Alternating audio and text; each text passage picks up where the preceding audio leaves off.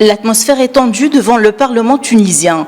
Le président du Parlement, Rachid El-Ghannouchi, s'est rendu tard dans la nuit de dimanche au siège du Parlement avec sa vice-présidente et des députés du parti Nahda. Ils ont voulu entrer malgré la décision du président Kais Saïed de geler les travaux du Parlement durant 30 jours. L'armée déployée devant le siège du Parlement leur a interdit l'accès.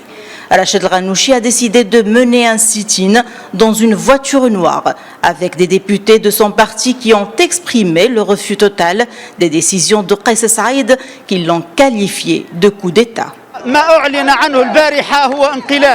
Ce qui s'est passé hier, c'est un coup d'État contre tous les articles de la Constitution. Nous regrettons ce coup d'État et nous avons appelé nos adhérents pour exprimer leur refus à ces décisions qui s'opposent aux institutions civiles et à l'état civil démocratique.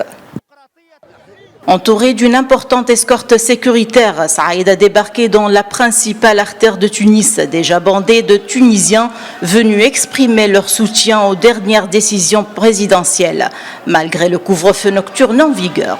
Saïed a profité de l'occasion pour annoncer que ce qu'il a entrepris est constitutionnel, contrairement à ce que certaines parties prétendent. J'ai agi dans le cadre de la Constitution. Ceux qui parlent d'un coup d'État devraient bien lire la Constitution ou retourner en première année de l'école primaire. J'ai beaucoup patienté et j'ai souffert avec le peuple tunisien. Le chapitre 80 de la Constitution, ce sont eux qui l'ont écrit. Ils ont dit qu'en cas de chaos dans le pays, le président prendrait le relais.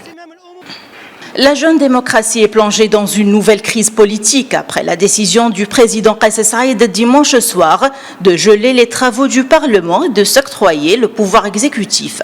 Ces décisions ont créé de nouvelles divisions entre les partis politiques. Outre Nahda, les partis de sa coalition Qalb Tounes et le mouvement nationaliste Karama ont condamné les décisions de Kais Saïed.